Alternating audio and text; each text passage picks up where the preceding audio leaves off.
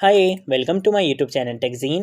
पिछली वीडियो में हम लोगों ने file and folder structure of Redux के बारे में बात करी थी। ठीक है, हमने सबसे पहले कंपोनेंट्स का फोल्डर बनाया था, एक कंटेनर्स का फोल्डर बनाया था, एक सर्विसेज का फोल्डर बनाया था। सर्विसेज के फोल्डर के अंदर हमने दो सब फोल्डर्स भी बनाए थे, एक एक्शंस का और एक रेड्यूसर का। ठीक है, सर्विसेज के अंदर हमारा सारा रिडक्स का कोड होगा, कंटेनर्स के अंदर हम कुछ कंपोनेंट्स बनाएंगे जो हमारे यूआई के कंपोनेंट्स को और हमारे रिडक्स के कोड को आपस में मैप करेंगे। ठीक है, और इसके साथ साथ हमने यहाँ पर एक कंपोनेंट्स का फोल्डर बनाया था जिसके अंदर हमारे सिंपल यूआई कंपोनेंट्स होंगे। ठीक है, तो ये सारी चीज़ हमने पिछली वीडियो में डिस्कस करनी थी। अगर आप लोगों ने अभी तक पिछली वीडियो नहीं देखी तो काइंडली पिछली वीडियो को जरूर देख लेना। इस वीडियो में हम क्या करेंगे, इस वीडियो में हम एक्शंस तो बनाएंगे लेकिन उससे पहले हम कुछ यूआई डिजाइन बनाएंगे। अब वो यूआई डिजाइन कैसा होने वाला है, देखो मैं आप लोगों को रिडक्स के कॉन्सेप्ट एक प्रैक्टिकल एग्जांपल के साथ समझाना चाहता हूँ। ठीक है, मैं आप लोगों को ई कॉमर्स से रिलेटेड जो कुछ फंक्शनैलिटीज होती हैं मैं उनका यूज करते हुए आप लोगों को रिडक्स के कॉन्सेप्ट समझाऊंगा ताकि आप लोगों को बहुत अच्छे से समझ आए। ये कोई एक कंप्लीट प्रोजेक्ट नहीं होने वाला, इसको आप एक प्रैक्टिस प्रोजेक्ट कह सकते हो, इसको आप एक मिनी प्रोजेक्ट कह सकते हो, जिसका यूज करते हुए हम रिडक्स को बहुत अच्छे से समझेंगे और फिर उसके बाद हम कंप्लीट प्रोजेक्ट्स भी बनाएंगे जो बहुत अमेजिंग प्रोजेक्ट्स होंगे। ठीक है, इस वीडियो में मैं क्या करूंगा, सबसे पहले तो मैं एक यूआई डिजाइन बनाऊंगा ऐड टू कार्ट का और उसके बाद हम कुछ एक्शंस भी लिखेंगे। ठीक है, सबसे पहले काम ये करते हैं कि मैं यहाँ पर आकर इस H2 को यहाँ से हटा दूंगा। ठीक है, अब इस H2 का कोई भी काम यहाँ पर नहीं है। सबसे पहले मैं काम ये करूंगा कि मैं यहाँ पर आकर एक डिव बना लूंगा। ठीक है, यहाँ पर आकर मैंने लिख दिया डिव, इसके अंदर मैं यहाँ पर आकर एक और डिव बनाऊंगा और इस डिव के अंदर मैं क्या करूंगा, मैं यहाँ पर आकर यूज करूंगा इमेज टैग का। ठीक है, अब इमेज टैग का यूज करें तो मुझे यहाँ पे क्या देना पड़ेगा, सोर्स भी देना पड़ेगा अपनी इमेज का। अब ये इमेज कहाँ से आएगी, उसके लिए काम ये करते हैं कि पब्लिक वाले फोल्डर में आएंगे, यहाँ पर आकर मैं एक न्यू फोल्डर बना लूंगा, किस नाम से, एसेट्स के नाम से। ठीक है, और इस एसेट्स वाले फोल्डर के अंदर मैं अपनी इमेज को लेकर आ जाऊंगा। तो मेरी इमेज कहाँ पर है, ये रही इमेज शो की, तो मैं इसको यहाँ पर लेकर आऊंगा और यहाँ लाकर मैं इसको इस तरह से ड्रॉप कर दूंगा। ठीक है, तो ये मेरी इमेज यहाँ पर आ चुकी है। ठीक है भाई, इमेज भी आ गई। अब मैं क्या करूंगा, मैं यहाँ पर आकर इसका पाथ दे दूंगा। पाथ के लिए मैं यहाँ पे लिखूंगा स्लैश और मैं यहाँ पे लिख दूंगा एसेट्स। ठीक है, और उसके बाद मैं लिखूंगा स्लैश और स्लैश के बाद मेरी इमेज का क्या नाम है, शू1। ठीक है, तो मैं यहाँ पे लिख दूंगा शू1.png। ठीक है, इस तरीके से मैंने यहाँ पे लिख दिया और यहाँ पर अगर मैं ऑल्टरनेट एट्रीब्यूट का भी यूज कर लूंगा। ठीक है, और इसके अंदर मैं यहाँ पे लिख दूंगा फॉर एग्जाम्पल प्रोडक्ट इमेज। ठीक है, प्रोडक्ट लिख लेते हैं सिंपल यहाँ पे। इसके साथ साथ ये जो मेरे डिव्स है ना, मैं इनको क्लास भी दे दूंगा। तो मैं यहाँ पे लिखूंगा क्लास नेम, इसको मैं क्लास दे देता हूँ कार्ड डैश कंटेनर के नाम से। ठीक है, तो मैंने यहाँ पे लिख दिया कार्ड डैश कंटेनर। सेम ऐसे ही यहाँ पर भी मैं क्या दूंगा, क्लास दूंगा, कंट्रोल सी करूंगा, यहाँ पर आऊंगा, कंट्रोल वी से पेस्ट करूंगा और इसका नाम मैं रख दूंगा इमेज कंटेनर। ठीक है, तो मैं इसको कर दूंगा img डैश कंटेनर। इसके बाद क्या करूंगा, इसके बाद यहाँ पर आकर मैं एक और डिव बनाऊंगा। ठीक है, और इस डिव के अंदर मैं क्या काम करने वाला हूँ, सबसे पहले तो एक क्लास दूंगा। क्लास में इसको क्या दूंगा, टेक्स्ट डैश कंटेनर के नाम से। ठीक है, तो मैं यहाँ पे दे दूंगा टेक्स्ट डैश कंटेनर और इसके साथ साथ हम इसके अंदर काम क्या करेंगे, इसके अंदर हम काम ये करेंगे कि हम एक स्पेन टैग बनाएंगे। सबसे पहले तो स्पेन टैग के अंदर मैं इसकी कुछ इन्फॉर्मेशन लिख देता हूँ। फॉर एग्जाम्पल मैं यहाँ पे लिख देता हूँ मेंस शूज। ठीक है, इस तरीके से हम यहाँ पे लिख लेते हैं और इसके साथ साथ मैं क्या करूंगा, एक और स्पेन टैग का यूज करूंगा और इस स्पेन टैग के अंदर मैं क्या करूंगा, मैं यहाँ पर आकर इसकी प्राइस लिख दूंगा। ठीक है, तो मैं यहाँ पर आकर लिख दूंगा प्राइस, मैं यहाँ पे लिख दूंगा $50। ठीक है, इस तरीके से हम यहाँ पे लिख लेंगे। ठीक है, और इसके साथ साथ मैं यहाँ पे क्या करूंगा, एक BR टैग भी लगा लूंगा ताकि ये नेक्स्ट लाइन में भी चला जाए।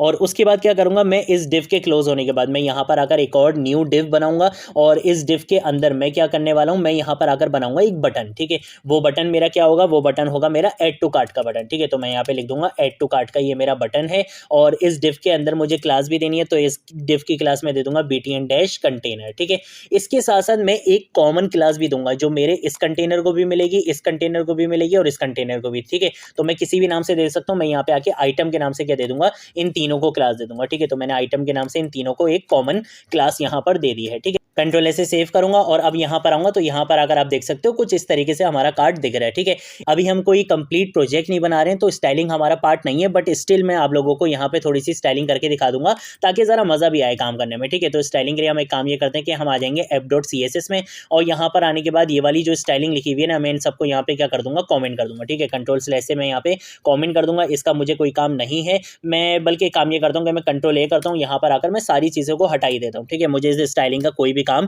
नहीं है, मैं अपनी खुद की स्टाइलिंग लिखूंगा। मैं यहाँ पर आकर सबसे पहले तो क्लास दूंगा, किस नाम से, जो मैंने क्लास दी थी अपने कार्ट कंटेनर को। ठीक है, तो मैंने यहाँ पे लिख दिया कार्ट कंटेनर और इसके अंदर मैं सबसे पहले क्या बताऊंगा, हाइट दे दूंगा मैं इसको 300 पिक्सल की। ठीक है, और इसके साथ साथ विड्थ हम इसको दे देंगे 600 पिक्सल।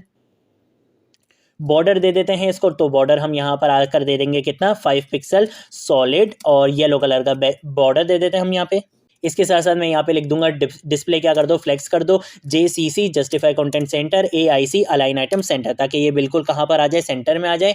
और मैं क्या करूंगा, मार्जिन लेफ्ट से इसको दे दूंगा 25%, और मार्जिन टॉप से मैं इसको दे दूंगा, मैं मार्जिन टॉप से इसको कितना दूं, 5% दे देता हूँ। ठीक है, कंट्रोल से सेव करूंगा, चलकर आपको दिखाऊंगा। तो देखो ये कुछ इस तरह से अभी दिख रहा है। मैं सबसे पहले क्या करूंगा, मैं अपनी इमेज को ज़रा सही कर लेता हूं। तो मैं यहाँ पे लिख दूंगा इमेज डैश कंटेनर। ठीक है, और इसके अंदर क्या होगी, हमारा एक IMG का टैग है, हमें उसको क्या करना है, स्टाइल करना है। उसमें हमने सिंपल करना क्या है, उसकी हमने विड्थ सिर्फ सेट करनी है। ठीक है, विड्थ मैं इसको दे दूंगा 200 पिक्सल की। ठीक है, कंट्रोल से सेव करूंगा, चलकर आपको दिखाऊंगा। तो देखो अब ये थोड़ा सा अच्छा लग रहा है। ठीक है, इसको थोड़ा सा और अच्छा बना लेते हैं। एक और काम ये करूंगा कि मैं यहाँ पर आकर लिख दूंगा .btn डैश कंटेनर। ठीक है, और इसके अंदर क्या होगा, हमारा एक बटन होगा। तो मैं यहाँ पे लिख दूंगा बटन को आपने क्या करना है, स्टाइल करना है। बटन का सबसे पहले क्या कर दो, बैकग्राउंड कलर चेंज करना है। तो बैकग्राउंड कलर हम इसका यहाँ पे दे देते हैं, फॉर एग्जांपल ग्रीन कलर दे देते हैं। ठीक है, इसके साथ साथ बॉर्डर में इसको क्या दे दूंगा, 0 दे दूंगा। तो मैं यहाँ पर आकर लिख दूंगा बॉर्डर, इसको क्या दे दो, 0 दे दो। पैडिंग में इसको दे दूंगा 10 पिक्सल चारों तरफ से। बॉर्डर रेडियस में इसको दे दूंगा, तो बॉर्डर रेडियस में इसको कितना दूं, 10 पिक्सल का बॉर्डर रेडियस इनफ रहेगा। इसके साथ साथ इसका जो टेक्स्ट कलर है वो हम दे देंगे यहाँ पे #FFF यानी कि व्हाइट कलर। कंट्रोल से सेव करूंगा, चलकर आपको दिखाऊंगा। तो देखो बटन भी अब यहाँ पर अच्छा दिख रहा है।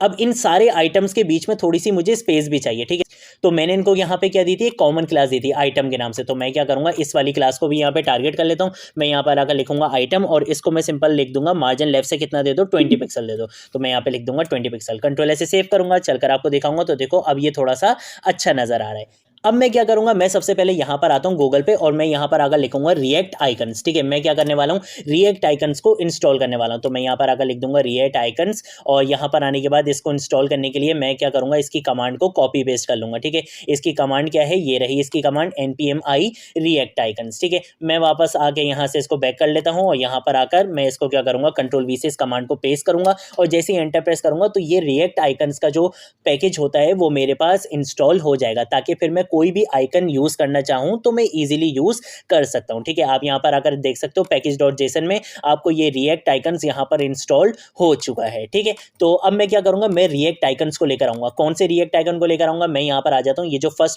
जो फर्स्ट वाली वेबसाइट आ रही है ना आपकी गिटहब पेजेस, आप इस पर आ जाओ। यहां पर आने के बाद आप यहां पर अगर लिख दो कार्ट। ठीक है, जैसे आप कार्ट लिखोगे तो देखो यहां पर आपको दिख जाएंगे कार्ट से रिलेटेड काफी सारे आइकन्स। मुझे फॉर एग्जाम्पल ये वाला आइकन अच्छा लग रहा है, तो मैं इसको यहां से क्या करूंगा, कॉपी करूंगा, और इसका कलर मुझे ये वाला अच्छा लग रहा है। मैं सबसे पहले क्या करूंगा, इसकी इंपोर्ट वाली स्टेटमेंट को कॉपी कर लूंगा, कंट्रोल C करूंगा, यहां पर आऊंगा, और यहां पर अपने होम कंपोनेंट में आने के बाद मैं इसको क्या करूंगा, कंट्रोल V से पेस्ट कर दूंगा। ठीक है, अब इसको यूज कहां पर करना है, इसको यूज यहां पे करना है। तो मैं क्या करूंगा, इसको इस तरह से यहां पे कंट्रोल C करूंगा सबसे पहले तो, और यहां पर लाकर क्या कर दूंगा, कंट्रोल V से पेस्ट कर दूंगा। इसको भी मुझे क्या देनी पड़ेगी, एक क्लास देनी पड़ेगी, मुझे इसको भी थोड़ा सा स्टाइल करना पड़ेगा। तो यहां पर आकर इसकी क्लास का नाम यहाँ पे रख देते हैं add2-cart। ठीक है, इस तरीके से हम यहाँ पे इसकी क्लास का नाम रख देते हैं, और अब इसको भी क्या करेंगे, हम स्टाइल करेंगे।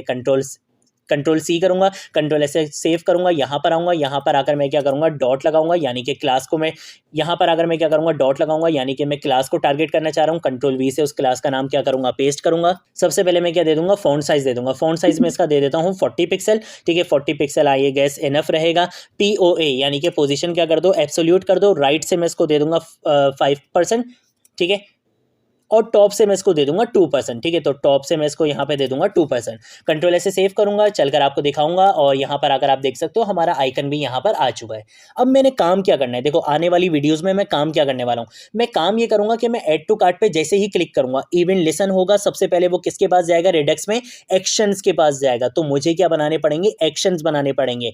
फिर वो एक्शंस आपकी इन्फॉर्मेशन भेजेंगे, किसको, रिड्यूसर्स को भेजेंगे, फिर वो इस तरह से आगे काम होगा। वो सारी चीजें हम आने वाली वीडियोज में देखेंगे। ठीक है, अभी मैं बटन के क्लिक पर काम करके नहीं दिखाऊंगा, लेकिन मैं आपको एक्शन बना के दिखा दूंगा कि आप एक्शंस कैसे बनाते हो। ठीक है, उससे भी पहले आपने एक काम करना है। देखो हमें पता है कि यार हमने ये होम कंपोनेंट तो बना लिया, लेकिन हमने यहाँ पर एक फोल्डर बनाया था कंटेनर्स के नाम से, और इसके अंदर हमने बोला था कि हमारे पास यहाँ पर भी क्या होगा, कंपोनेंट होगा। हम अपने कंपोनेंट को डायरेक्टली app.js में कॉल नहीं करवाते हैं। ठीक है, जब भी हम रिडक्स में काम करेंगे तो हम डायरेक्टली अपने कंपोनेंट को app.js में कॉल नहीं करवाते हैं, हम अपने कंपोनेंट को कंटेनर्स में कॉल करवाते हैं। और कंटेनर्स में कॉल करवाने का रीजन ये होता है ताकि हम अपने रिडक्स से उसको मैप करवा सकें। ठीक है, तो आप जब भी रिडक्स में काम करोगे तो आप app.js के अंदर इसको कॉल नहीं करवाओगे। मैं इसको यहाँ से हटा देता हूँ, हमने app.js में इसको कॉल नहीं करवाना है। हमने कहाँ पे कॉल करवाना है, कंटेनर्स वाले फोल्डर के अंदर जो हम यहाँ पर एक कंपोनेंट बनाएंगे, हमने इसके अंदर कॉल करवाना है। तो मैं यहाँ पर आऊँगा, और यहाँ पर अगर मैं लिख दूंगा RAFCE।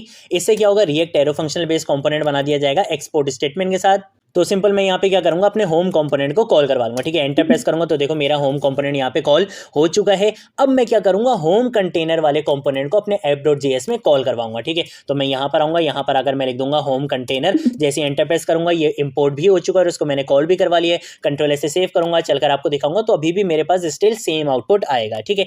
तो ये चीज़ तो हमने कर लिया। अब हमने इस वीडियो में बनाना है एक्शन, ठीक है। तो सबसे पहले मैं काम ये करता हूँ कि मैं app.js को भी क्लोज कर देता हूँ, होम कंटेनर को भी मैं यहाँ पे क्लोज कर देता हूँ, इसका भी कोई काम नहीं है। app.css को भी मैं यहाँ पे क्लोज कर देता हूँ। एक्शंस किसका कॉन्सेप्ट है, रिडक्स का। रिडक्स का सारा कोड कहाँ पर आएगा, सर्विसेज के अंदर। सर्विसेज के अंदर हमने एक सब फोल्डर बनाया था एक्शंस के नाम से और उसके अंदर हमने एक फाइल बनाई थी actions.js। यहाँ पर हम क्या करेंगे, अपने एक्शंस को डिफाइन करेंगे, ठीक है। तो अब एक्शंस कैसे डिफाइन करेंगे, सबसे पहले तो मैं यहाँ पर आकर लिख दूंगा एक्सपोर्ट, ठीक है। हमने क्या करना है, इसको एक्सपोर्ट करना है। मैं यहाँ पे लिख दूंगा कॉन्स्ट के बाद मैं यहाँ पे लिख दूंगा एड टू कार्ट, ठीक है। मैं यहाँ पर आकर लिख दूंगा एड टू कार्ट और यहाँ पे मैं इसको क्या बनाने वाला हूँ, एक एरो फंक्शन बनाने वाला हूँ, ठीक है। तो मैंने इसको यहाँ पे एरो फंक्शन बना लिया। ये एरो फंक्शन क्या करेगा, कुछ रिटर्न भी करेगा। क्या रिटर्न करेगा उसके बारे में अभी बात करते हैं। लेकिन देखो, जब भी इवेंट लेसन होगा तो ऑब्वियसली एक्शंस के अंदर कुछ डेटा पास करवाया जाएगा। फॉर एग्जांपल मैं अगर इस बटन पे क्लिक करता हूं तो इस आइटम की जो इंफॉर्मेशन होगी वो एक्शंस को पास करवाई जाएगी, ठीक है। तो उसके लिए मैं यहाँ पर आकर लिख दूंगा कि भाई फॉर एग्जांपल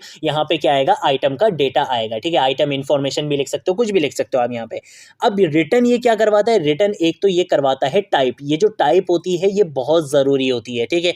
टाइप में क्या आएगा वो अभी इस बारे में बात करते हैं। इसके साथ साथ यहाँ पर अगर फॉर एग्जांपल मैं लिख दूंगा डेटा और यहाँ पर मैं बोल दूंगा कि भाई डेटा के अंदर क्या आने वाला है, आइटम डेटा आने वाला है, ठीक है। तो ये दो चीजें ये क्या करेगा, रिटर्न करेगा। देखो रिडक्स में क्या होता है कि आपका डेटा एक सेंट्रलाइज स्टोर में जाकर स्टोर हो जाता है, ठीक है। इसी बारे में हमने बात करी थी। अब टाइप का मतलब क्या है, टाइप का मतलब ये है कि स्टोर में आप डेटा तो सेव करवा रहे हो लेकिन आप उसको एक टाइप दोगे। फॉर एग्जांपल ये है एड टू कार्ट का डेटा, ठीक है। तो ये जब स्टोर में जाके सेव होगा तो इसकी टाइप बताई जाएगी कि भाई ये एड टू कार्ट का डेटा है। ऐसे ही हमारे पास रिमूव टू कार्ट का भी एक एक्शन हो सकता है, ठीक है। तो उसके लिए हम यहाँ पे टाइप क्या पास करवाएंगे, रिमूव टू कार्ट, ताकि स्टोर के अंदर कोई कंफ्यूजन नहीं हो। अगर मैं यहाँ पर टाइप नहीं डिफाइन करूंगा तो मुझे पता नहीं चलेगा कि यार ये जो मेरे पास डेटा है ये एड टू कार्ट का आया है, ये रिमूव टू कार्ट का है, ये किस चीज के लिए आया है। स्टोर में इस चीज की क्या हो जाएगी, कंफ्यूजन हो जाएगी, ठीक है। तो हर चीज को क्लियर रखने के लिए आप हमेशा यहाँ पे एक टाइप की प्रॉपर्टी यहाँ पे पास करवाते हो जिसके अंदर आप अपने डेटा की टाइप बताते हो कि भाई ये डेटा तो मैं स्टोर करवा रहा हूँ लेकिन इसकी टाइप ये है, ये यहाँ से आ रहा है, ठीक है। तो यहाँ पर अगर मैं क्या लिख देता हूँ, अभी के लिए एड टू कार्ट कुछ इस तरह से लिख देता हूँ, ठीक है। तो मैं यहाँ पर अगर लिख देता हूँ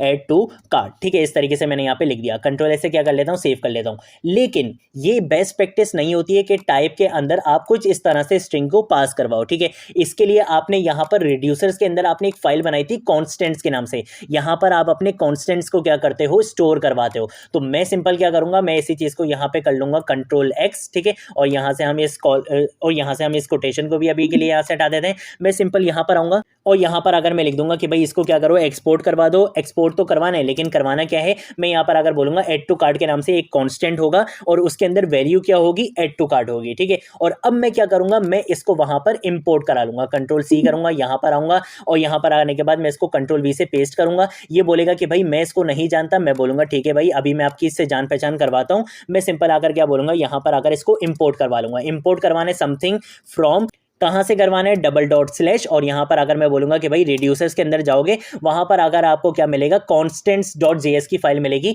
वहां से आपने क्या करना है, इंपोर्ट कराना है। क्या इंपोर्ट कराना है, एड टू कार्ट को इंपोर्ट कराना है। तो मैं इसको यहाँ पे कंट्रोल वी से पेस्ट कर दूंगा। तो इस तरह से आप क्या कर सकते हो, एक्शंस बना सकते हो, ठीक है। ये एक सिंपल एक्शन बनाया हमने किसके लिए, एड टू कार्ट के लिए। ये कब कॉल होगा, ये तब कॉल होगा जब हम बटन पे क्लिक करेंगे, जो हम आने वाली वीडियोस में इस पर बात करेंगे, ठीक है। अभी के लिए हम इसको इतना ही रखेंगे, ठीक है।